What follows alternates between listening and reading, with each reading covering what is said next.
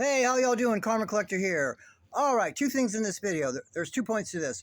Number one, those of you that follow me, you guys know my wife's in the biz, and she told me this is just that she knows from Massachusetts. You guys know I live here in Massachusetts, right?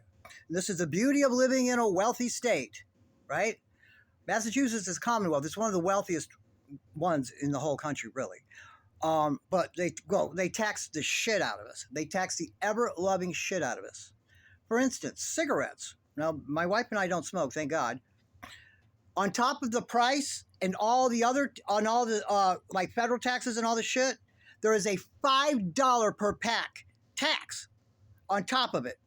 Our cigarettes here, the regular ones and shit, I don't know how they go really, are like $12 to $15 right here now, because there's a $5 tax on them, right? When I've lived in other states, you know, they're $6 or $7 or whatever. Here, they're 12, 13, 14 because there's a $5 tax on it. That's the beauty, though. They tax us all hell. But my wife told me if they don't, oh my God. If they don't, fuck, I'm sorry, guys. If they don't bring the government back up and refund, federally refund the food stamps. A lot of states, you know, in November, I guess the people are getting them in October. In November, they're not going to get them, right? She told me that she got word that in Massachusetts, the state will fund people that are on SNAP here. And that when the government comes back up, then they will invoice them and they will pay them back. Supposedly. Now, I've only heard for November, guys, okay? So if you're in Massachusetts and you're on SNAP, it looks like if they don't get their shit together by November, at least in Massachusetts, you're going to be all right. Now, I don't know about people being able to get start new applications now or anything. I don't know about that part. But I do know, as far as November, you guys are going to be cool here in Massachusetts. She says, what happens in December? I don't know. Let's hope they get their shit back together, the government, right? Okay, so there's that. I just want to get out to my fellow people in Massachusetts that watch.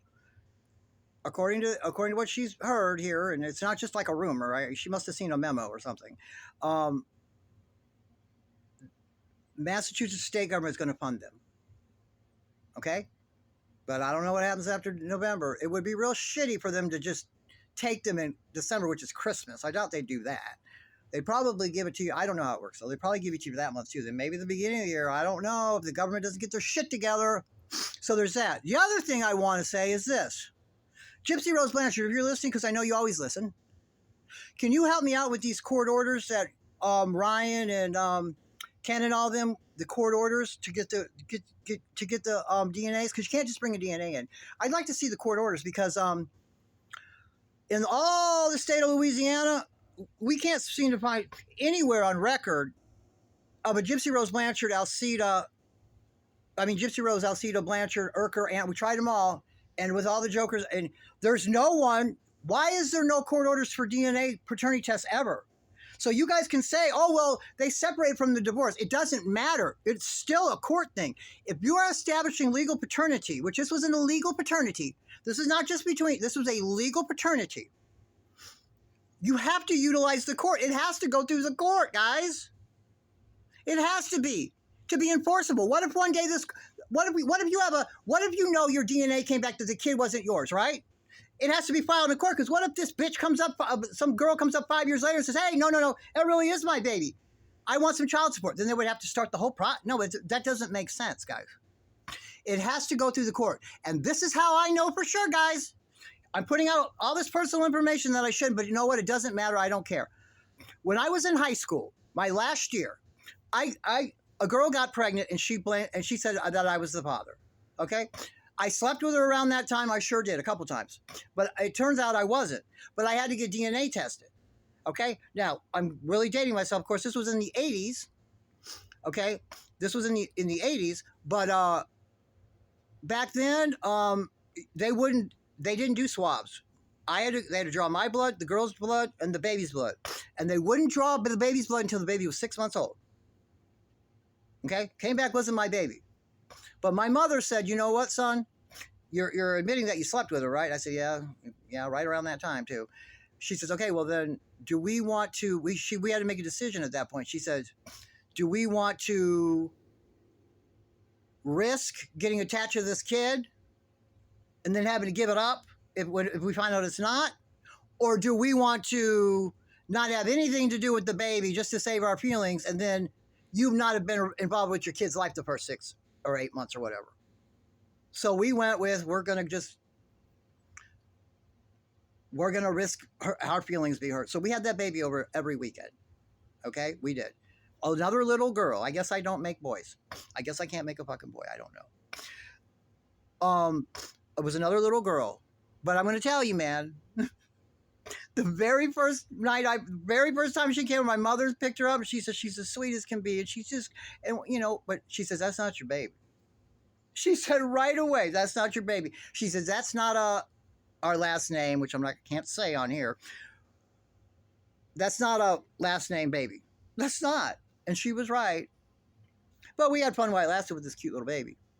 And and we actually got kind of excited and wanted it to be in the end because the girl came from a good family, so we knew that we could still be able to do our things and go to college and do all these things, and it would have been okay. It wasn't going to be the end of the world, and we got excited about it. We started getting into this little girl and everything, but it wasn't mine, man. What can I do?